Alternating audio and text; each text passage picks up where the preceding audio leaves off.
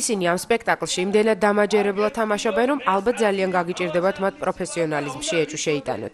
თეატრალური სივრცისთვის ნოდარ დუმბაძის ქრესტომათიული ნაწარმოები, თეთრი ბაირაღები, უпроსწორად კი მის მიხედვით დადგმული საბრალდებო დასკვნა, ერთადერთი სპექტაკლი არ არის, რომელსაც თეატრ მეორე სახლში ასე თამაშობენ. ამავე თეატრის რეპერტუარში კიდევ არაერთი სპექტაკლია, რომელშიც თეატრ სტუდიის მოსწავლეებთან ერთად რეჟისორი ლაშა მესხიც თამაშობს. მაყურებელი მას თეატრალურ სარდაფში დადგმული უცნობი ქალის წერილებით და არა მხოლოდ ამ სპექტაკლით იცნობს. მართალია მეორე სახლში ცნობილ მსახიობებსაც შეხვდებით, თუმცა მათ გარდა თეატრში საღამოს სეანსებზე პატარა მსახიობები უფროსებისთვის ზრდასრული მსახიობები ვითამაშობენ.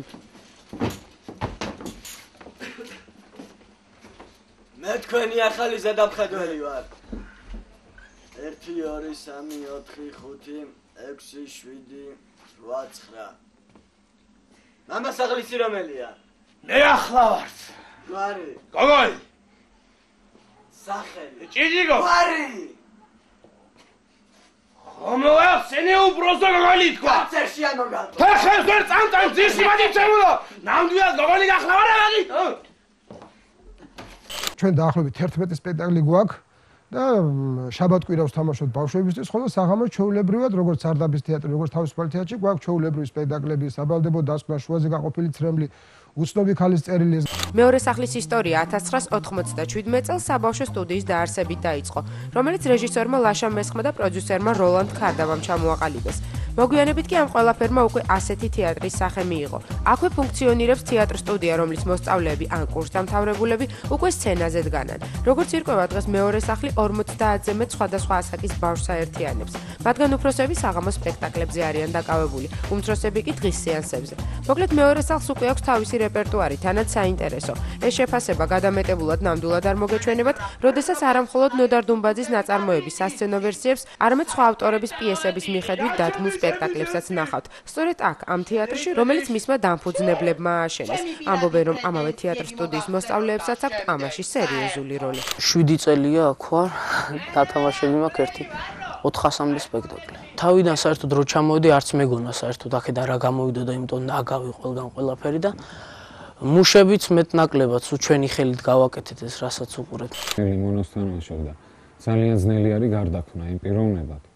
Ну, რა ვიცი, რეჟისორის დახმარებით და მე დროთა განმავლობაში რეპეტიციები უნდა გარდაიქმნა და გააკეთო, უნდა დაიხარჯო მაქსიმალურად მსახიობობად.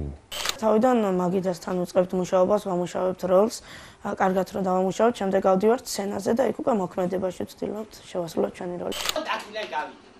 აი ჯერ სოლს გავაგდებ. ავიდეს. აი მე კი სირანუსას მოვიყვანე. აი ჩემს მეზობელს. ვახ, რატომ საკეთებ დაგიძები რა? მუშაობა როლზე დაახლოებით 2 თვე ჭირდება, რომ ეს თავიდან ბოლომდე რაღაც გარდაიქმნა. აქაც რა თქმა უნდა სახშიათ საერთოდ ყველგან სადაც არ უნდა იყო, უნდა იჯდე და იფიქრო იმ როლზე, იმ პერსონაჟზე, რომელსაც ანსახიერებ. საბრალდებო დასკვნას ჩვენ 4-5 თვე ვაკეთებდით ელემენტარულად, რომ მიგვეღწია იმისთვის, რომ ბავშვი თავისივე პიროვნება კი არ ეთამაშა, არამედ გარდასახვა მომხდარიყო და ეთამაშა თუნდაც ის ლიმონა, ის ტიგრანა, ის ნაკაშიძე. ეს ის მსახიობები არიან, რომლებიც თეატრ სტუდიაში სწავლების კურსს გადიან და რომლებითაც კომპლექტდება კიდევაც თეატრის დასი. ამავე სტუდიის დასრულების შემდეგ ისინი უკვე თეატრალურ ინსტიტუტში გადაინაცვლებენ და სტუდენტები გახდებიან. თუმცა მთავარი რეჟისორის თქმით, ისინი თეატრალურში ჩაბარების შემდეგ მეორე სახლს ნამდვილად არ დატოვებენ.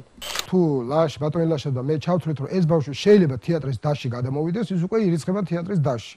თეატრის დასში როგორც კი ჩაირიცხება, ის იქნება 13 წლის, 12 წლის თუ 14 წლის.